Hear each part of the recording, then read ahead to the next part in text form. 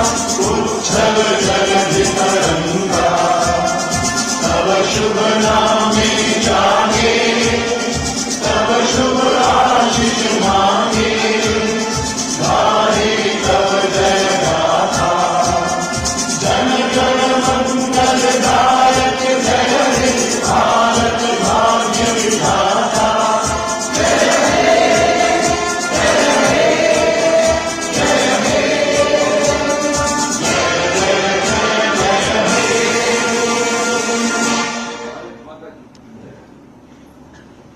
धन्यवाद सर।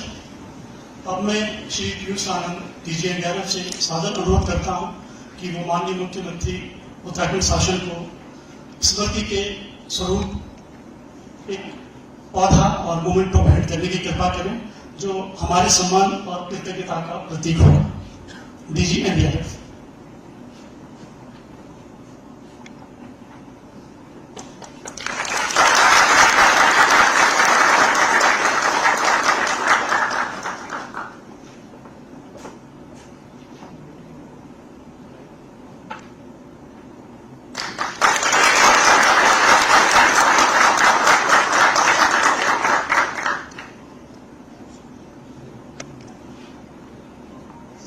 अब मैं डीजी एनडीआरएफ श्री पीयूष आनंद से अनुरोध करूंगा कि माननीय मुख्यमंत्री उत्तराखंड शासन के स्वागत में अपना संबोधन करने की कृपा करें। DG NDRF.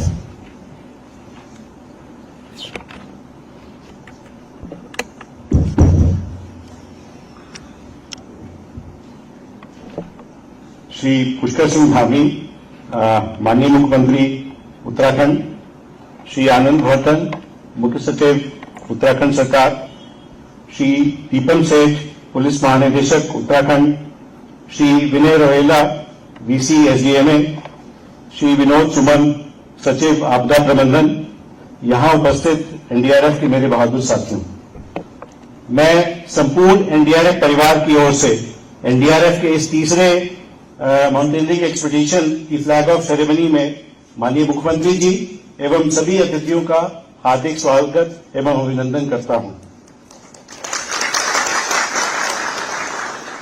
हम सभी माननीय मुख्यमंत्री उत्तराखंड श्री धामी जी के अत्यंत आभारी हैं कि उन्होंने अपने व्यस्तम कार्यक्रम से समय निकालकर इस मौके पे हम लोगों के बीच आज ये उपस्थित हुए हैं। महोदय, ये सब हमारे लिए गर्व और मनोबल बढ़ाने वाला पल है। सर, मैं आपको याद दिलाना चाहूंगा कि ये जो हमारा पहला एक्सपीडिशन 2023 में हुआ था, उसका नाम साहस था। उसका फ्लैगिंग सेरेमनी में भी आपने ही फ्लैगिंग सेरेमनी का आपने अध्यक्षता की थी, वो भी इसी परिसर में हुआ था। आप हमारे साथ तब से जुड़े हुए हैं। सर, ये अभियान जो हम लोग लॉन्च कर रहे हैं, ये तीसरा अभियान है और इसका पर्पज ये है कि हम सब लोग जानते हैं कि जितने भी हिली स्टेट्स हैं वो डिजास्टर प्रोन हैं और वहां पे एक जो हाई एल्टीट्यूड पे रेस्क्यू की संभावना भी रहती है। कई टूरिस्ट रहते हैं, कई बार कोई गवर्नमेंट एक्सपीडिशन जाता है, कहीं पे कहीं और लोग कार्यरत होते हैं हाई एल्टीट्यूड पे, और अगर वहां पे कोई डिजास्टर हो जाए तो उसमें उनको रेस्क्यू करने के लिए एक जिम्मेदारी आती है जिसमें एनडीआरएफ और एसडीआरएफ को दोनों को योगदान देना होता है। तो उसी क्रम में हम लोगों ने ये 3 साल से प्रोसेस शुरू किया है कि हम लोग जो है अपने टीम को भेजते हैं एल्टीट्यूड पे, पीक्स को आइडेंटिफाई करते हैं, उसमें वो एक्सपीडिशन जाता है और पर्पज यही है कि वहां जाके ये लोग उसको वो पीक क्लाइम करना तो एक ये प्रोसेस का एक स्टेप है। पर्पज ये है कि हम लोग हाई एल्टीट्यूड पे ऑपरेट करने के लिए सक्षम बने ताकि कल को अगर जरूरत पड़े तो हम लोग वहां पे ऑपरेट कर सकें। और हम सभी लोग जानते हैं कि उत्तराखंड में एसडीआरएफ बहुत ज्यादा सक्षम है, बहुत अच्छा वो काम कर रही है। सर, मैं ये बताना चाहूंगा कि अभी एक एनडीआरएफ ने एक पहल करके एक भारत लेवल का, एक नेशनल लेवल का सीएसएसआर कंपटीशन ऑर्गेनाइज किया था पहली बार इंडिया में।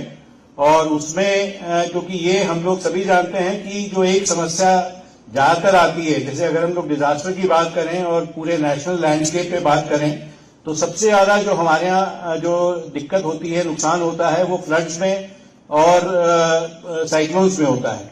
बट एक जो चीज कभी कभी हम लोग के मस्तिष्क से एस्केप हो जाती है, वो बिल्डिंग्स जब कोलैप्स होती हैं, वो बड़ा फ्रीक्वेंटली होती हैं हर शहर में। जैसे हम लोग सभी जानते हैं अर्बनाइजेशन बढ़ता जा रहा है, हर जगह बिल्डिंग्स बनती जा रही हैं और एट टाइम जब बिल्डिंग बनती है तो वो कहीं ना कहीं उसकी क्वालिटी कॉम्प्रोमाइज हो जाती है।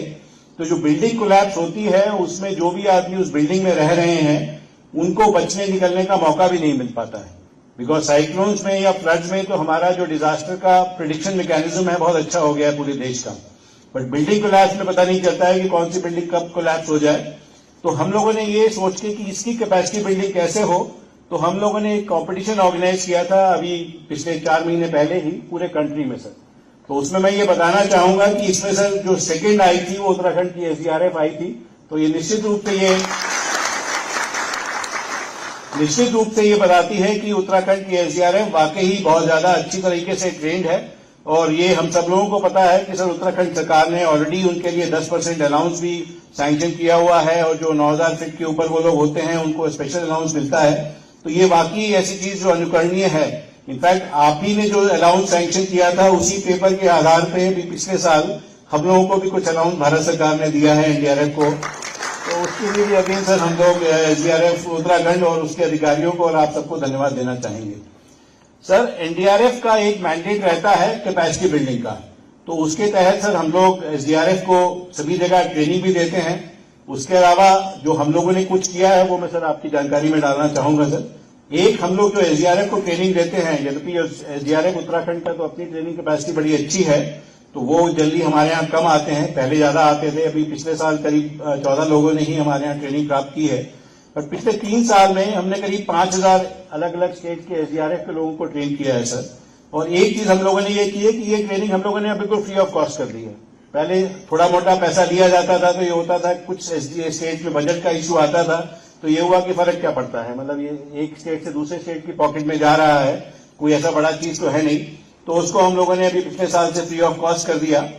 एक हम लोगों ने ये किया कि सर ये डिजास्टर के बारे में 25 वीडियो हम लोगों ने बनाए कि क्या क्या डिजास्टर हो सकते हैं और उसको फिर हम लोगों ने इंग्लिश में बनाए, हिंदी में ट्रांसलेट किया और फिर 11 रीजनल लैंग्वेजेस में ट्रांसलेट किया और उसको वाइड पब्लिसिटी के लिए हम लोग यूट्यूब पे डाल दिया।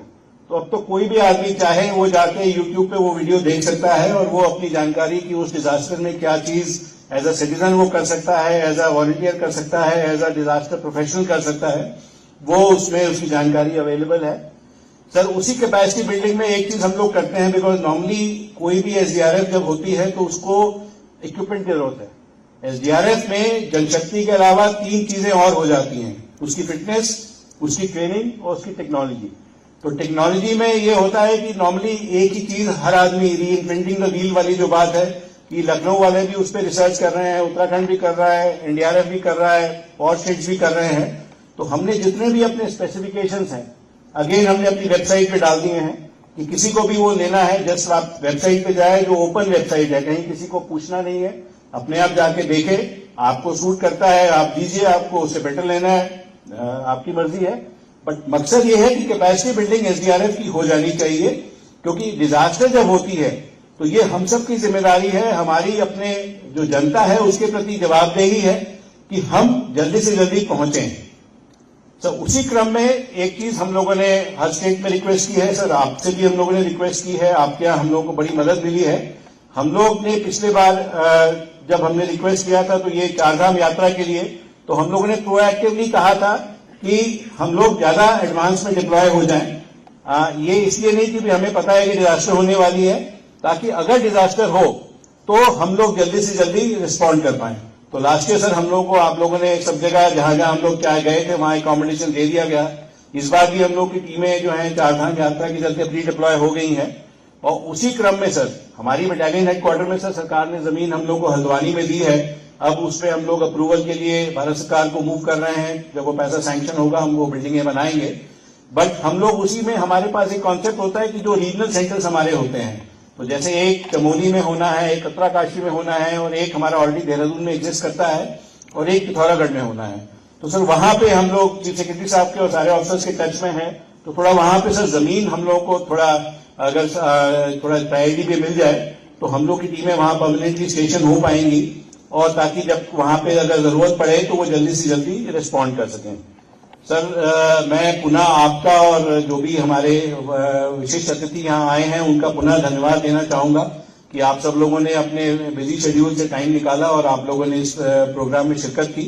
और मैं ये आपको आश्वस्त करना चाहूंगा कि एनडीआरएफ और हमारी पूरी टीम जो यहाँ उपलब्ध है वो कोई भी मौका नहीं छोड़ेगी कि अगर कोई डिजास्टर में हम लोग को रिस्पॉन्ड करने की जरूरत पड़े, क्योंकि ये हम लोगों ने अपने लिए मैंडेट रखा है कि अगर कोई सूचना हमारी आती है, कोई भी सूचना हमारे पास आती है, तो हमारी पहली टीम इज आउट। सड़क पे 20 मिनट के अंदर, it has to be on the गाड़ी पे बैठ के 20 मिनट के अंदर वो गेट के बाहर हो जाती है। ये हम लोगों ने अपने लिए टारगेट रखा है। तो दूसरी चीज हमारे यहाँ सबसे अच्छी बात है जो हम लोग हर जगह कहते हैं, we are just a phone call away. अगर कोई एसडीएम, कोई डीएसपी भी हमारे कमांडेंट को कॉल कर दे कि साहब यहाँ पे ये डिजास्टर हुआ है, आप टीम भेज दीजिए, तो वो कोई ये नहीं कहेगा कि साहब हमें रिटर्न रिक्वेजिशन भेजिए, कि आप हमसे दिल्ली से बात कीजिए, आप फलाने से बात कीजिए। हमारे कमांडेंट ऑथराइज हैं कि वो अपनी टीम को डिस्पैच कर दें, जो बाद में जो उनको हेडक्वार्टर से जो हमसे बात करनी है वो बाद में होती रहेगी। मकसद यही है कि डिजास्टर रिस्पांस में टाइम ऑफ रिस्पांस जितना कम हो सके उतना हो, क्योंकि जो ट्रैवल टाइम है, जो आने जाने का रास्ता है, वो अपनी जगह है। हम लोग हर बार स्टेट से रिक्वेस्ट करते हैं कि साहब हमें ग्रीन कॉरिडोर मिल जाए, और सब जगह मिलता भी है, बट अगर रास्ता बाधित है, कोई लैंडस्लाइड हुआ है या रास्ता दूर का है, तो वो समय तो कोई कम नहीं कर सकता है। तो हमारा सर रिक्वेस्ट यही रहेगा कि सर जो हम लोग अभी और जमीनों की कोशिश कर रहे हैं अपने आरआरसी के लिए उत्तरकाशी में, चमोली में और पिथौरागढ़ में, सर उसमें थोड़ा अगर आप ध्यान दे दें, हमें अवेलेबल करा दें, तो वो हम लोग के रिस्पांस को और सुधारने में मदद करेगा। माउंटेन रेस्क्यू के लिए हम और एसडीआरएफ मिलकर काम कर रहे हैं, उसमें अगर कोई चीज होगी तो हम लोग आपसे फिर रिक्वेस्ट करेंगे। पुनः आपका और सभी गणमान्य अतिथियों का धन्यवाद। Thank you. जय हिंद।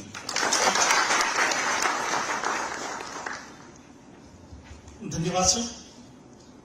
अब मैं इस अभियान दल के नेता श्री अवनीश पुरोहित, डिप्टी कमांडेंट एनडीआरएफ से अनुरोध करूंगा कि वो इस अभियान के बारे में संक्षिप्त विवरण प्रस्तुत करें, ताकि हम ये जान सकें कि ये जो सफल है, ये केवल ऊंचाई नापने का नहीं है, बल्कि एक संघर्ष का है और एक विश्वास की कहानी होगी।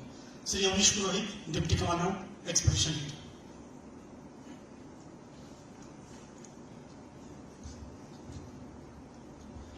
महोदय, मैं अवनीश पुरोहित, उप सेनानी, अभियान दल लीडर, आपकी गरिमा में उपस्थिति हेतु अपनी टीम की तरफ से आपका तहे दिल से आभार एवं धन्यवाद व्यक्त करता हूं। महोदय, जैसा कि आपको विदित है, राष्ट्रीय आपदा मोचन बल वर्तमान में आपदा सेवा सदैव सर्वत्र के ध्येय के साथ देश के विभिन्न राज्यों में अपनी 16 वाहिनियों के साथ श्री पीयूष आनंद, भारतीय पुलिस सेवा महानिदेशक, एनडीआरएफ के मार्गदर्शन में नेतृत्व में अपने उद्देश्य को बखूबी अंजाम दे रहा है। महोदय, पिछले विगत वर्षों में बल द्वारा 2 पर्वतारोहण अभियानों का सफल आयोजन किया गया, जिसमें से वर्ष 2023 में श्री गंभीर सिंह चौहान, उप महानिरीक्षक के नेतृत्व में प्रथम अभियान भागीरथी रूप लिया गया, जिसका भी फ्लैगिंग आपके ही कर कमलों द्वारा दिनांक 10 जून 2023 को किया गया था। तथा वर्ष 2024 में श्री नितेश शर्मा उप सेनानी के नेतृत्व में मणिरंग शिखर का सफल आरोहण किया गया। महोदय, बल का यह तृतीय पर्वतारोहण अभियान उत्तरकाशी जनपद में स्थित है, माउंट केदारटोंग, जिसकी ऊंचाई 22,411 फीट है। यह शिखर केदारनाथ शिखर का ही एक उप शिखर है, जिसकी चारों तरफ की श्रृंखलाएं मेरू, शिवलिंग, गंगोत्री, भागीरथी 1 तथा भागीरथी 2 आदि शिखर है। महोदय, इस पर्वतारोहण अभियान दल में कुल 44 अनुभवी एवं साहसी सदस्य भाग ले रहे हैं। इस पर्वतारोहण अभियान का लक्ष्य एनडीआरएफ में कुशल और साहसी पर्वतारोहियों की एक सक्षम टीम को तैयार करना है, जो उच्च हिमालय एवं बर्फीले क्षेत्रों में किसी भी आपदा से निपटने के लिए तकनीकी एवं शारीरिक रूप से सुदृढ़ हों। इस अभियान के दौरान जवानों की शारीरिक सहन शक्ति, मानसिक दृढ़ता, उपकरणों की प्रभावशीलता का परीक्षण करना एवं उच्च तुंगता में बचाव अभियानों की विशेषज्ञता को विकसित करना है। महोदय, यह अभियान दल आज अपने प्रथम पड़ाव उत्तरकाशी के लिए रवाना होगा। इसके उपरांत गंगोत्री होते हुए भोजवासा के लिए प्रस्थान करेगा। कुछ दिनों के वातानुकूलन के बाद भोजवासा से तपोवन तथा कीर्ति ग्लेशियर में बेस कैंप स्थापित करेगा। इसके उपरांत advance base camp summit camp होते हुए 8 जून तथा 9 जून के लिए केदारटोंग शिखर आरोहण का प्रयास करेगा। इस अभियान के दौरान दल को अनेक प्राकृतिक कठिनाइयों एवं चुनौतियों का सामना करना पड़ेगा, जिसमें भारी वर्षा, भूस्खलन, हिमदरार, एवलांच आदि को पार करना शामिल है। महोदय, इस अभियान हेतु भारतीय पर्वतारोहण संघ, वन विभाग आदि से सभी प्रकार की अनुमतियां प्राप्त कर ली गई हैं। इस अभियान के दौरान अभियान दल पर्याप्त राशन, दवाइयां, बर्फानी वस्त्र, पर्वतारोहण साजो सामान इत्यादि के साथ अभियान हेतु प्रस्थान कर रहा है। इस दौरान दल हिमालयी वनस्पति वन्य जीवों के साथ बिना कोई छेड़छाड़ के आगे बढ़ेगा। यह उत्तराखंड राज्य की स्थानीय संस्कृति, परंपरा, लोकाचार, वेशभूषा इत्यादि का तहे दिल से आदर और सम्मान करेगा। महोदय, मैं आपको विश्वास दिलाता हूं कि अभियान दल सभी चुनौतियों को पार करते हुए शिखर आरोहण का सफल प्रयास करके कीर्तिमान स्थापित करेगा। यह वापसी के दौरान हर वर्ष की भांति इस वर्ष भी स्वच्छ हिमालय, सुंदर हिमालय ढेर के साथ मार्ग में बिखरे वेस्टेज कचरे को एकत्रित कर नीचे लाकर निपटान करने का भी कार्य करेगा। धन्यवाद महोदय। जय हिंद, जय भारत, जय उत्तराखंड। अब मैं माननीय महोदय के सम्मुख बल द्वारा किए पिछले 2 पर्वतारोहण अभियानों की कुछ झलकियां प्रस्तुत करना चाहूंगा।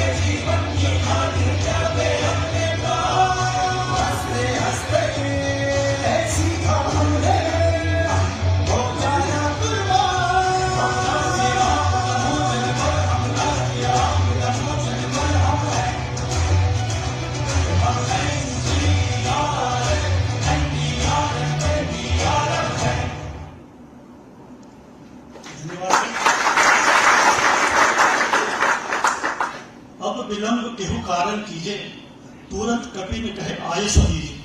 कौतिक देखी सुमन बहु बरसी, नबते भवन चले सुधरसी। गोस्वामी तुलसीदास द्वारा रचित रामचरितमानस की इस चौपाई के साथ अब मैं माननीय मुख्यमंत्री उत्तराखंड से सादर निवेदन करता हूं कि वो एक्सपीडिशन लीडर को ध्वज भेंट करने की कृपा करें, जो कि इस अभियान का ध्येय, संकल्प और आत्मबल को बढ़ाएगा। माननीय मुख्यमंत्री।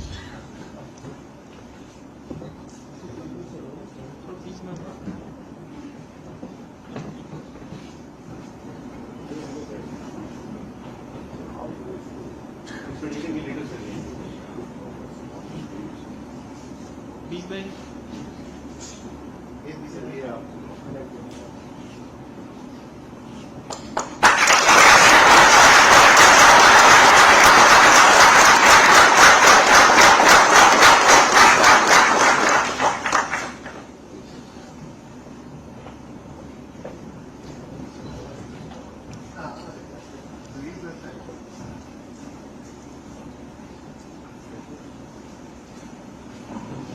और अब हम सबकी आशा, उत्सुकता और सम्मान के साथ हमारे सम्मत करूंगा कि वो हम सबको संबोधित करने की कृपा करें और अपने प्रेरणादायी शब्दों से हमें अनुप्रेरित करने की कृपा। माननीय मुख्यमंत्री उत्तराखंड से।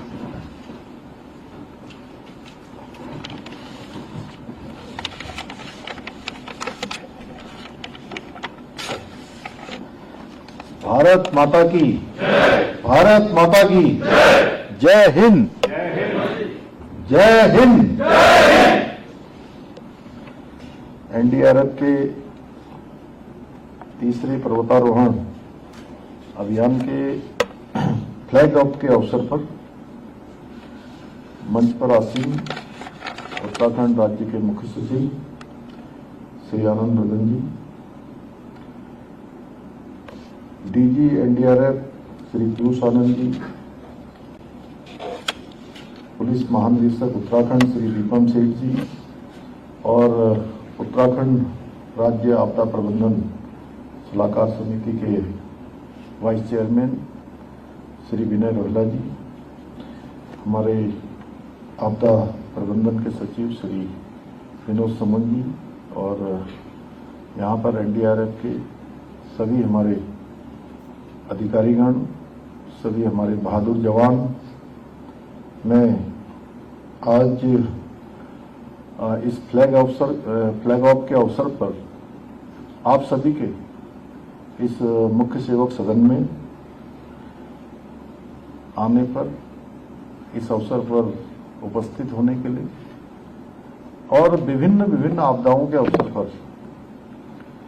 अपनी महत्वपूर्ण भूमिका निभाने वाले आप सभी राज्य रक्षकों का मैं आज मुख्य सेवक सदन में हृदय से स्वागत करता हूं, आप सबका अभिनंदन करता हूं। मुझे अत्यंत हर्ष की अनुभूति हो रही है कि हमारे एनडीआरएफ के साहसी जवान अपने तृतीय पर्वतारोहण अभियान के अंतर्गत हिमालय की ऊंचाइयों को छूने जा रहे हैं। चोटियों तक आप सब पहुंचेंगे। पहले से ही मैं आपको बहुत शुभकामनाएं देता हूं। जैसा अभी हम लोग देख रहे थे, यहाँ पर जो कुछ चित्र आपने दिखाए, और सच में इन चोटियों तक पहुंचना बहुत साहस का काम है। मैं तो डीजी साहब से पूछ रहा था कि कोई ऐसे भी तो नहीं है कि कहीं ड्यूटी लग गई हो और जाना है, तो मुझे बड़ा अच्छा लगा कि सब विलिंग से, अपनी इच्छा से और अपने साहस के स्वयं अपने उस पर जाने के लिए आप सब लोग तैयार हैं। साथियों, मुझे बताया गया है कि आप सभी इस अभियान में देहरादून, उत्तरकाशी, गंगोत्री, चिरवासा, भोजवासा, तपोवन तथा कीर्ति ग्लेशियर होते हुए लगभग 6,832 मीटर ऊंची केदारड्रॉम चोटी को फतह करने के लिए जा रहे हैं। ये केदारनाथ चोटी की मुख्य चोटी से लगभग 2 किलोमीटर की दूरी पर स्थित है। इस चुनौतीपूर्ण ट्रैक को पूरा करने में आप सभी को कठिन संघर्ष करना होगा। जहां पर पहले से आपका व्यवस्था होगी, वहां पर पहले से टेंट इत्यादि होंगे या आपके पहले से जो रहने के स्थान होंगे, और बहुत सारे स्थानों पर आपको स्वयं उनको बनाना भी होगा, टेंट इत्यादि को लगाना भी होगा। और ये दुर्गम पर्वतीय रास्ते हैं जहां हिमनदों और अत्यंत जो परिस्थितियां बहुत विपरीत होती हैं, उन सभी का आपको सामना करना पड़ेगा। परंतु मुझे विश्वास है कि आप सभी न केवल इस अभियान में सफल होंगे, बल्कि इस कठिन ट्रैक पर आने वाले अन्य जो हमारे पर्वतारोही हैं, उनके लिए भी एक मार्ग प्रशस्त करेंगे। आने वाले समय में उनके लिए भी एक पाथेय का काम आप सबके माध्यम से होगा। आप ये सोचकर अपनी इस यात्रा को आगे बढ़ाएंगे।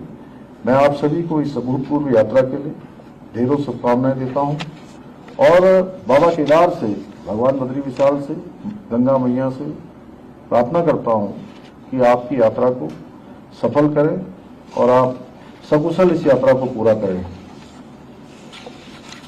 आदरणीय प्रधानमंत्री श्री नरेंद्र मोदी जी ने हमारे राज्य में साहसिक पर्यटन को बढ़ावा देने के लिए अभी इस वर्ष मां गंगा का मायका, जिसको मुखवा को मां गंगा का मायका कहते हैं, मुखवा हर्षिल का प्रवास किया था और कई सारे साहसिक खेलों के प्रतिभागियों को स्वयं वहां से फ्लैग ऑफ करके रवाना भी किया था।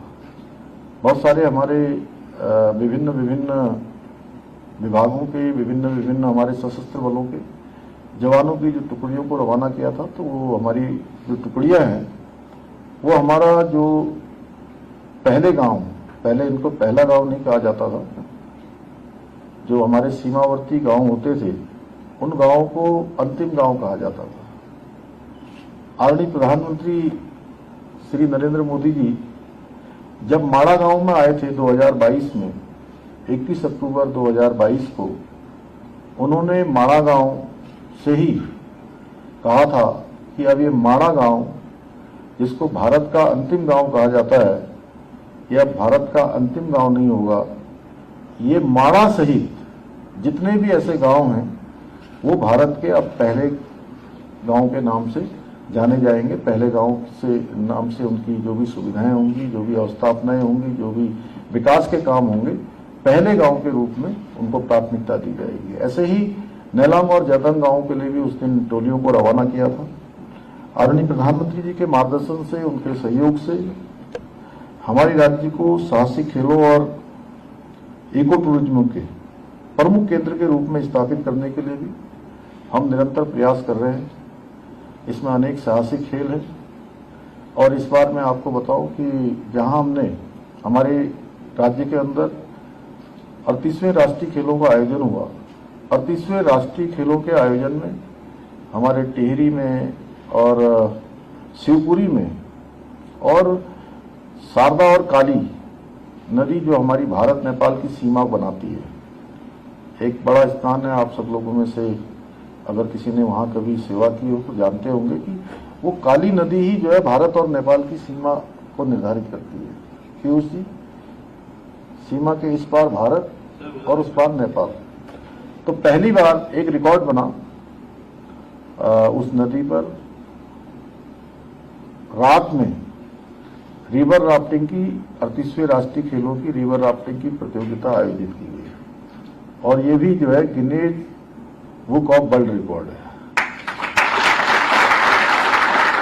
तो ऐसे अनेक साहसिक खेलों को हम लोग बढ़ावा देने के लिए काम कर रहे हैं, क्योंकि हमारे राज्य में साहसिक पर्यटन की अपार संभावनाएं विद्यमान हैं और इन संभावनाओं को पर्यटन के राष्ट्रीय और अंतर्राष्ट्रीय मानचित्र पर स्थापित करने के उद्देश्य से हमारी सरकार राज्य के विभिन्न क्षेत्रों में साहसिक जो खेल गतिविधियां हैं उन सभी को बढ़ावा दे रही है। वर्तमान में हम राज्य में angling, rafting, kayaking, trekking, paragliding, cycling और माउंटेनिंग जैसी साहसिक गतिविधियों को प्रोत्साहित करने के लिए विभिन्न कार्यक्रमों का आयोजन कर रहे हैं। जहां टिहरी झील में प्रतिवर्ष टिहरी वाटर स्पोर्ट्स कप का आयोजन कर रहे हैं, वहीं नयार नदी के आसपास नयार महोत्सव द्वारा विभिन्न साहसिक गतिविधियों का भी आयोजन किया जा रहा है। साथियों, मुझे आज प्रसन्नता है कि हमारे एनडीआरएफ के जवान आपदा प्रबंधन में भी अपनी सेवाएं देने के साथ साथ इस प्रकार की साहसिक गतिविधियों में भाग लेकर न केवल अपने कौशल का, अपने परिश्रम का विस्तार कर रहे हैं, बल्कि युवाओं के लिए भी प्रेरणा स्रोत बन रहे हैं। और मैं आपदा की बात करूं तो मैंने समय समय पर देखा है, चाहे वो ऋणी की आपदा हो, चाहे वो माणा की आपदा हो, अभी माणा का एवलॉन्च हो, या 2023 में सिलकेरा टनल की आपदा हो, या किसी समय भी चाहे कोई अतिवृष्टि हो, लैंडस्लाइड हो, हर समय हमारे एसडीआरएफ के साथ एनडीआरएफ के जवान भी मुझे हर स्थान पर, क्योंकि मैं भी जहां भी आपदा आती है, आप तो खैर उस आपदा को बचाव करने वाले, वहां पर त्वरित रूप से रिस्पॉन्ड करने वाले लोग हैं। लेकिन मेरी भी कोशिश रहती है, मैं भी ग्राउंड जीरो पर पहुंचूं। और आप में से अधिकतर लोग, क्यों गंभीर जी, अक्सर हम लोग जो है आप सब लोगों के बीच में समय समय पर मैं मिलता रहा हूं, इसलिए मैं आप सबको उसके लिए भी बहुत बधाई देता हूं। हमारी सरकार राज्य में आपदा प्रबंधन को और अधिक मजबूत बनाने के लिए भी निरंतर प्रयासरत है। हमारी सरकार इसके लिए जहां एसडीआरएफ को सभी आवश्यक संसाधनों, अत्याधुनिक उपकरणों और नवीनतम तकनीकी से सुसज्जित कर रही है, वहीं जवानों को आधुनिक एवं तकनीकी रूप से दक्ष बनाने के लिए भी प्रशिक्षण केंद्रों की स्थापना कर रही है। इस दिशा में एसडीआरएफ और पुणे की इंडियन रेस्क्यू एकेडमी के बीच एक महत्वपूर्ण समझौता भी किया गया है। इतना ही नहीं, हाल ही में केंद्र सरकार के सहयोग से हमारी सरकार ने उत्तराखंड डिजास्टर प्रिपेयर्डनेस एवं रेजिलिएंट प्रोजेक्ट योजना को भी मंजूरी प्रदान की है, जिसके अंतर्गत लगभग 1480 करोड़ रुपए की राशि का आपदा प्रबंधन तंत्र को मजबूत करने के लिए स्वीकृति प्रदान की गई है।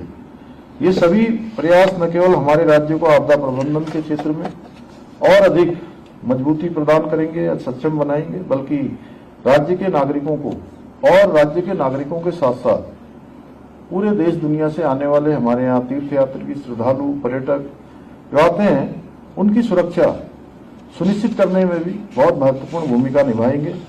भाइयों बहनों, हमारी सरकार उत्तराखंड को देश का अग्रणी राज्य बनाने का जो हमारा विकल्प रही संकल्प है, उस संकल्प को पूरा करने के लिए निरंतर कार्य कर रही है। मुझे विश्वास है कि हमारे इस संकल्प को साकार करने में आप सभी इसी प्रकार से अपना आगे भी योगदान देते रहेंगे। हम सब मिलकर उत्तराखंड को वैश्विक पटल पर एक विशिष्ट पर्यटक स्थल के रूप में स्थापित करने में भी अवश्य सफल होंगे। जैसा डीजी एनडीआरएफ ने बताया कि उत्तरकाशी, चमोली और पिथौरागढ़ में नए अवस्थापना के काम होने हैं, नया आपकी बिल्डिंग इत्यादि बननी है। और हमारे मुख्य सचिव आनंद वर्धन जी स्वयं काफी ज्यादा सेना को लेकर और उसके प्रति हमेशा संवेदनशील रहते हैं। और हम सब सैनिकों के प्रति हमारे जो भी एनडीआरएफ है या अन्य बल हैं, चाहे आईटीबीपी हो, चाहे सीआरपीएफ हो, एसएसबी हो, जिनको भी यहाँ पर इस प्रकार की आवश्यकता होती है, जब भी हमारे पास ये चीजें आती है, हमारा प्रयास होता है कि जल्दी से जल्दी करें। और जो हमारे सशस्त्र बलों से या इस प्रकार के बलों से जुड़ी हुई चीजें हैं, उसके लिए हम लोग, चूंकि राज्य हमारा सैनिक बाहुल्य प्रदेश है और इस प्रकार की वर्दी देखते ही जो है लोगों के मन में एक अलग प्रकार की भावना आती है। मैं स्वयं एक सैनिक का बेटा हूं, मैं भली भांति जानता हूं कि उनकी सुविधा होनी चाहिए, अच्छी बिल्डिंगें होनी चाहिए, अच्छे ऑफिस होने चाहिए, काम करने के लिए अच्छे उपकरण उनको मिलने चाहिए। हम प्रधानमंत्री जी का भी धन्यवाद करते हैं कि आज देखिए अभी ऑपरेशन सिंदूर चला है, और ऑपरेशन सिंदूर में जिस प्रकार से हमारे देश में स्वदेशी निर्मित हमारी ब्रह्मोस मिसाइल है, आकाश मिसाइलें हैं, ये तमाम जो स्वदेशी निर्मित हमारे हथियार हैं, उन्होंने ऑपरेशन सिंदूर की सफलता की कहानी लिखने का काम किया है। ऐतिहासिक काम भारत की सेना ने किया है और पूरे देश के अंदर, पूरी दुनिया के अंदर एक संदेश गया है कि कोई भी दुश्मन अब भारत की ओर आंख उठाकर देखेगा तो उसको मुंहतोड़ जवाब दिया जाएगा। तो एक बार फिर से मैं इसी विश्वास के साथ आप सभी को इस अभियान की सफलता की शुभकामनाएं देते हुए बाबा केदार से, भगवान बद्री विशाल से प्रार्थना करता हूं कि आप सबकी यात्रा सकुशल हो, आप सब इस यात्रा में सफल होकर वापस लौटें। मेरी बहुत बहुत शुभकामनाएं, बहुत बहुत धन्यवाद।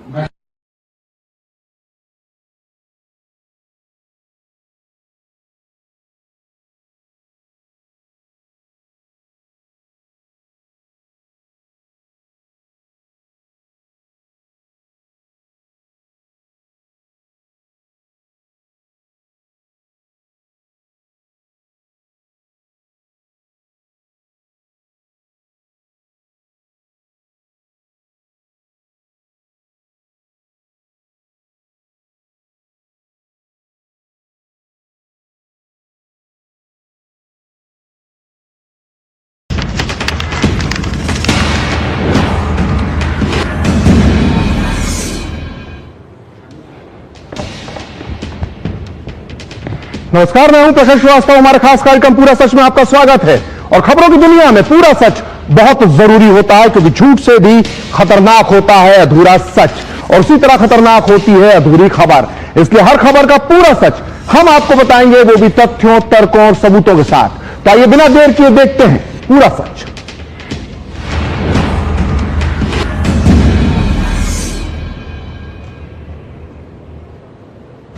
तो भारत से दुश्मनी लेकर पाकिस्तान ने अपनी कब्र तय कर ली है। मजहब की बुनियाद पर जिस पाकिस्तान का निर्माण हुआ था, अब उसकी एक्सपायरी डेट करीब आती जा रही है। अभी तक बलूचिस्तान और खैबर पख्तूनख्वा में बगावत की चिंगारी भड़क रही थी, लेकिन अब तो पाकिस्तान के सबसे महत्वपूर्ण राज्य सिंध में भी बगावत के शोले भड़क उठे हैं। पाकिस्तानी सरकार और पाकिस्तानी सेना के खिलाफ सिंध की जनता सड़कों पर उतर आई है। यहां मंत्रियों के घर जलाए जा रहे हैं और पुलिस को बीचों बीच सड़क पर उन्हें पीटा जा रहा है। यहां तक कि सिंध के लोगों ने सड़क पर पाकिस्तानी सेना के काफिले को भी रोक दिया है। दरअसल यह सारा कोहराम पानी को लेकर है।